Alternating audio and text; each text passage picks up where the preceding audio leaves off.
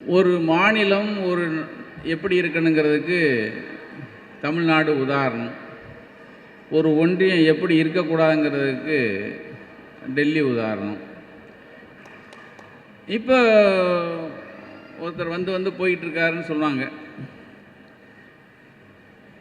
சரி, அவருக்கு நான் அது கூட சொன்னேன், ஆனால் எதையும் நம்ம இலகுவாக இழுக்கக்கூடாது, காரணம் இல்லாமல் வரல.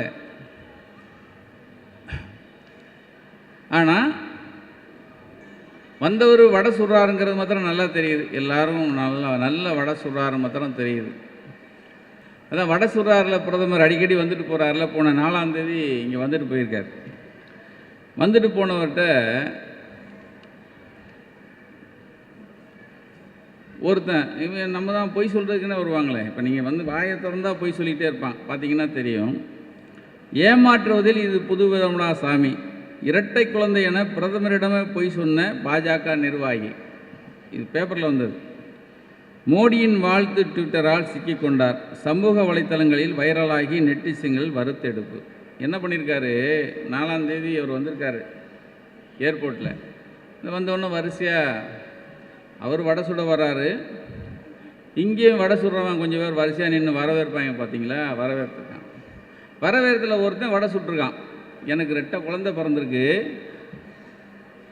அதை பார்க்காம உங்களை பார்க்க வந்தேன்னு இங்கிலீஷில் பேசியிருக்கான். அதாவது 2 குழந்தை எனக்கு பிறந்திருக்கு இந்த நேரம், அதை கூட நான் பார்க்க போகல ஜி, நான் உங்களை பார்க்க வந்தேன் அப்படின்னு ஒன்று எஸ் அப்படின்னு தட்டிட்டு போயிட்டார். தட்டிட்டு போனவர் இவன் சொன்னால் இவன் வடை சுட்டதை இவர் மறந்துடுவார்ந்து. இவன் ஊருக்கு போன நம்ம ஆள் பெரிய வடை சுடுறவர் என்ன பண்ணிட்டார், ஊருக்கு போனவர் அவர் ட்விட்டரில் தட்டிட்டார். ஒருத்தன் 2 குழந்தை பிறந்தும் பிள்ளைய பார்க்காம என்னைய பார்க்க வந்திருக்கான் யா, இவன் தான் தமிழ்நாட்டில் இவனால தான் யா பாஜக வளரப்போகுது அப்படின்னு, கட்சி வளரப்போகுதுன்னு அவர் ட்விட்டரில் தட்டுறார். ட்விட்டரை பார்த்தோன்னே இங்கே இருக்கிறவன் எவனுக்குடா 2 குழந்தை பிறந்திருக்குன்னு அவனை போய் தேடி பார்த்தா அவன் பொய் சொல்லியிருக்கான். ஆக ஒருத்தர் நல்ல பெரிய வடை சுடுறவருக்கு சின்ன வடை சுடத்தானே செய்வான். நான் அந்த செம்மங்குடிக்கு போனேன். அந்த சாமி ஒரு பக்கம் போயிட்டுருக்கு, ஒரு பக்கம் கருப்பசாமிக்காக எல்லாம் பண்ணிகிட்ருக்காங்க, காமாட்சிக்கு ஒரு படையல் எடுக்கிறாங்க, எல்லாம் போயிட்டுருக்கு. அப்போ இந்த தோழரும் அவருடைய துணைவியார் சொல்கிறாங்க, அதுக்கப்புறம் 2-3 கிராமத்தை எங்கள் சொந்தக்காரன் அப்பா அங்கே பிறந்ததுனால அப்பா கூட பிறந்தவங்க எல்லாருமே என்னை சுற்றி வந்துட்டாங்க. அப்போ நான் கேட்குறேன், காலையில் ஸ்கூலுக்கு பிள்ளைகளை அனுப்புகிறீங்க, ஏன் கேட்குறீங்க? 7:30 மணிக்கெலாம் பைபிளில் ஓடிடுது ஸ்கூலுக்கு. முன்னாடி 9 மணிக்கு தள்ளுனா கூட போய் தொலையாது.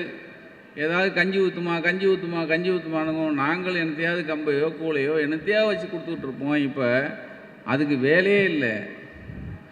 7:30 மணிக்கு டான்னு பிள்ளைய வந்து ஸ்கூலுக்கு போயிடுது. எவ்வளோ பெரிய புரட்சி அது! அதான் உலகத்தில் யாரும் பண்ணாத ஒரு புரட்சியை அண்ணன் தளபதி ஸ்டாலின் பண்ணியிருக்காருங்கிறத எங்கள் பாரதி அண்ணன் சொல்லி அழுத்தி சொன்னது அதான். அடுத்து இந்த ஒரு அம்மா கூட இப்போ கூவிருச்சு, இது வந்து பிச்சை காசுன்னு சொல்லி. அதுக்குள்ளே போக வேணாம், அவங்கவுங்க புத்தி அவங்களுக்கு தானே இருக்கும். அதுக்குள்ளே போவேணாம். ஆனால் அந்த 1000 ரூபா பாருங்கள், இந்த பொங்கலுக்கு வந்து சீர் கொடுப்போம், சகோதரிகளுக்கு சீர் கொடுக்கறது எங்கள் ஊர்களில் அது ஒரு மரபு. பொங்கல் சீரும்போம். அது சில பேர் கட்டாயத்துக்காக வேறு வழி இல்லாமல் கொடுப்பான். கொடுத்தொலைனுமையா கூட பிறந்ததுக்காக அப்படிமா. அது வந்து வருஷத்துக்கு ஒருக்க கொடுக்குற பொங்கல் சீருக்கு அவன் அழுதுட்டு கொடுக்குறவன் நிறைய பேர் இருந்தான். இப்போ மாதம் ஒரு நாள் பொங்கச்சீரு எல்லா சகோதரிகள் வீட்டுகளுக்கும் போதுங்க. என்ன இது! அந்த கோயிலில் நான் உட்காந்துருக்கையில் அந்த என்னை சுற்றி இருக்கிற அந்த கிராமத்து பெண்கள் பேசின அவங்க வாயார இந்த 1000 ரூபாயை பேசுகிறான் பாருங்கள். 1000 ரூபாய் எல்லாம்னு சொல்கிறான். 1000 ரூபாய் இங்கே கொடுத்து அங்கே வாங்கிக்கிறாரு அப்படிங்கிறான். சொல்கிறவன் சொல்லிட்டு தான் இருப்பான். ஆனால் அந்த 1000 ரூபாயை மக்கள் வந்து அந்த பெண்கள் அதை வாங்கி அவங்க அந்த எந்த ஒரு உண்டியல் காசை வந்து நடுராத்திரியில் வந்து நம்ம வீட்டில் இருந்து நம்ம சாப்பிட்ற சோத்தில் மண்ணள்ளி போட்டு அதை பிடுங்கிட்டு போனாரோ, அந்தந்த வீடுகளில் எல்லார் வீட்டுக்குமே மாதம் 1000 ரூபா இருக்குது, நீ கவலைப்படாதுன்னு சொல்லி ஒரு ஒரு ஒரு ஒரு மனுஷன் எல்லார் வீட்டுக்குமா, அண்ணனா, தம்பியா, சகோதரனா, மாமனா, மச்சானா, தாயா, பிள்ளை, எல்லார் வீட்லேயும் உள்ளே புகுந்து நீங்கள் வந்து அவங்க வீட்டில் சொந்தக்காரனாக இருக்கிற ஒரு பெரிய புண்ணியமாக யாருன்னா, இன்று அந்த பிறந்தநாளை நம்ம கொண்டாடிட்டு இருக்கிற அண்ணன் தளபதி ஸ்டாலின். எனக்கு அது இந்த 2 விஷயம். இப்போ வடை சுடுறதுலே இவங்களுக்கு வகை வகையாக சுடுவாங்கிறதுக்கு இது வந்து பெரிய வடை.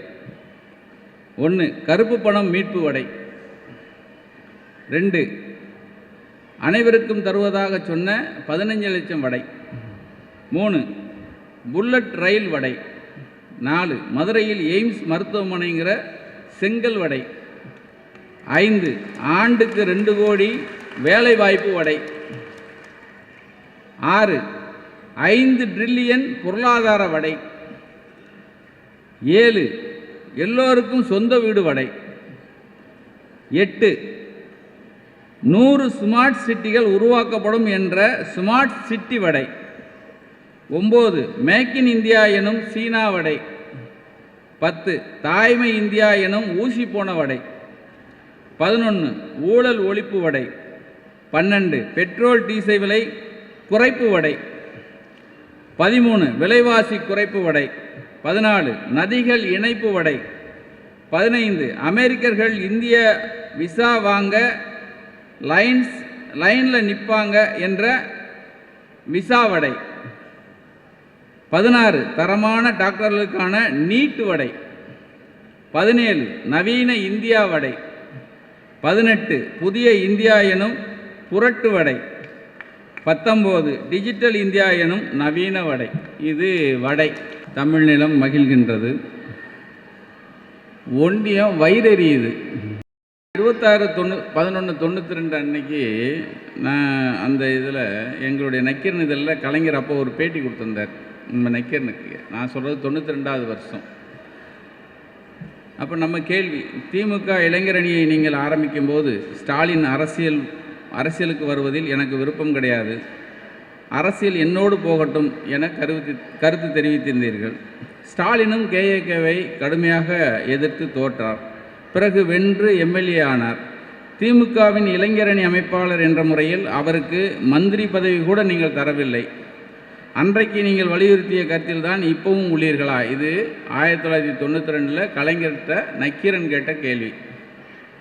அது கலைஞர் பதில், அதே கருத்தில்தான் இப்பவும் இருக்கிறேன். திமுகவில் நானா வந்து யாரையும் வளர்த்து விட முடியாது.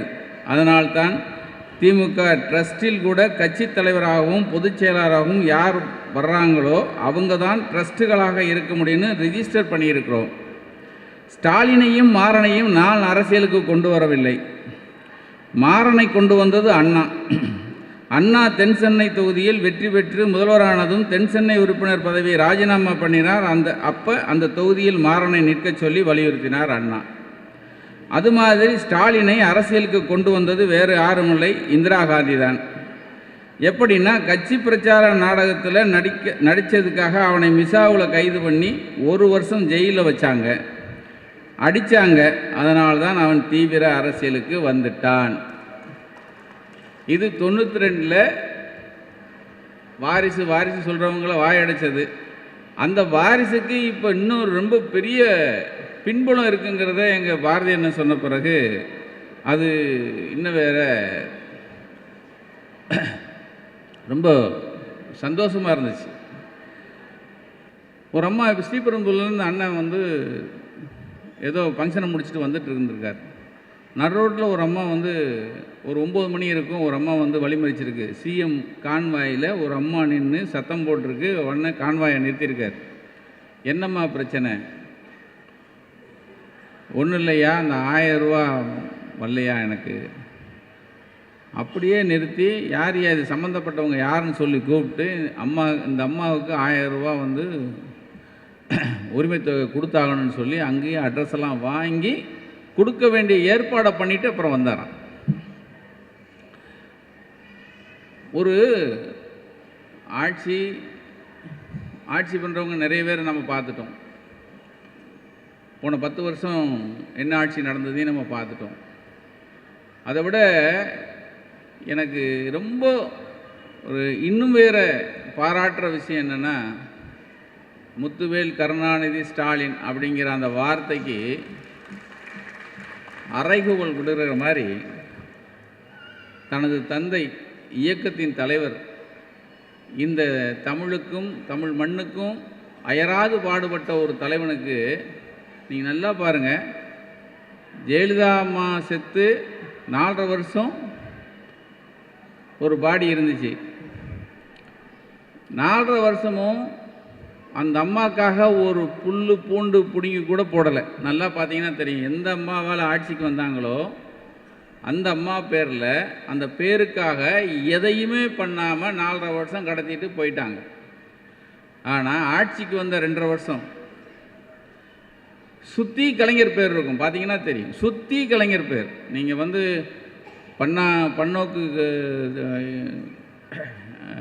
மருத்துவமனை இங்கே கிண்டியில், இந்த பக்கம் போனால் அலங்காநல்லூரில் நீங்கள் வந்து கலைஞர் பேரில் ஒரு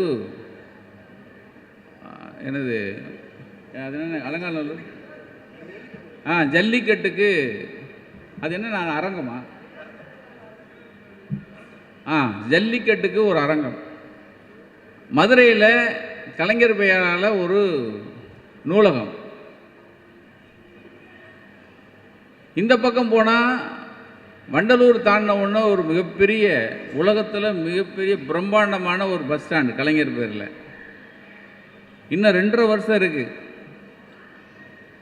ஒரு கலைஞர் பேரால் இத்தனை பெரிய விஷயங்களை, அதாவது ஒரு ஆட்சி, அது கலைஞர் 100ங்கிற பேரால் அது வச்சுருக்காங்க, அது வேறு விஷயம். ஆனால் தான் வந்த வழி மறக்கக்கூடாது, இந்த தமிழுக்கு உழைச்ச ஒருத்தரை மறக்கக்கூடாது, மக்கள் மறந்துடக்கூடாதுங்கிறதுக்காக இத்தனை பெரிய, நீங்கள் இன்னும் எத்தனை திட்டங்கள் இருக்குன்னு எனக்கு தெரியாது, இன்னும் எத்தனை வச்சுருக்காங்கன்னு தெரியாது. இப்போ கடைசியாக திறந்தது தான் நீங்கள் வந்து கலைஞருடைய நினைவகம். நீங்கள் வந்து பிரம்மாண்டமாக, உலகத்தில் எவனும் திறக்காத ஒரு பிரம்மாண்டமான நினைவகம். ஆக மக்களுக்கு தான் என்ன செய்யணும், பிள்ளைகளுக்கு என்ன செய்யணும், மாணவர்களுக்கு என்ன செய்யணும், இளைஞர்களுக்கு என்ன செய்யணும், இதை அன்றாடம் யோசித்து அவங்களுக்கு செய்ய வேண்டிய காரியத்தை நீங்கள் வந்து தன் கூட இருக்கிற படை பரிவாரத்தை வச்சு அனுதினமும் யோசித்து செஞ்சிட்டு இருக்கிற ஒரு மகத்தான மனிதனுக்கு தான் நம்ம பிறந்தநாள் கொண்டாடிக்கிட்டு இருக்கோம்.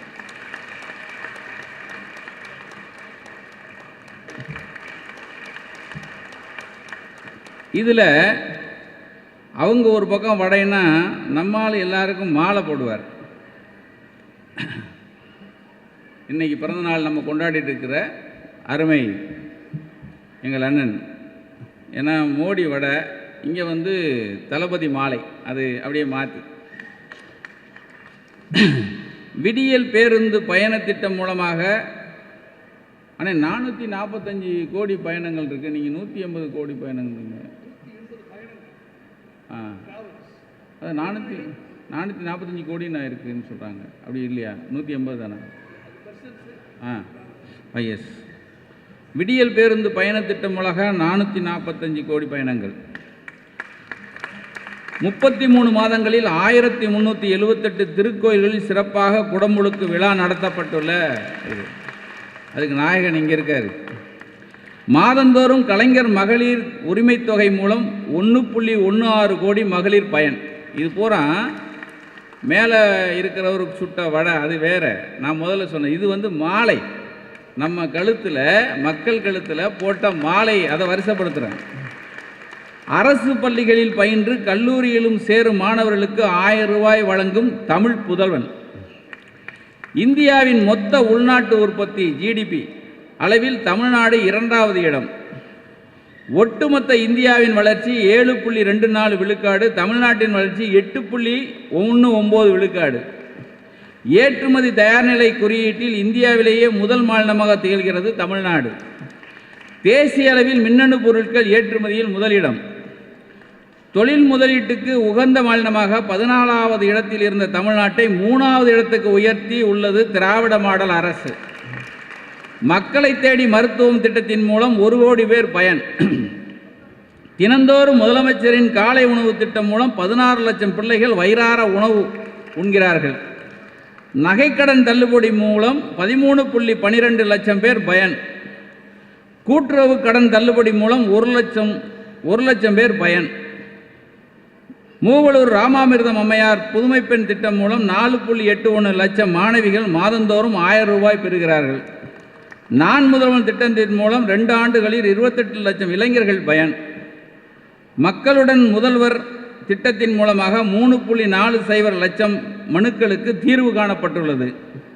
உயர்த்தப்பட்ட ஓய்வூதியம் மூலம் மாதந்தோறும் 30 லட்சம் முதியோர் பயன். இல்லம் தேடி கல்வி திட்டம் மூலமாக 24.86 லட்சம் பள்ளி பிள்ளைகள் பயன். இப்போ வடைக்கு ஓட்டா மாலைக்கு ஓட்டா நீங்களே முடிவுக்குங்க. நன்றி.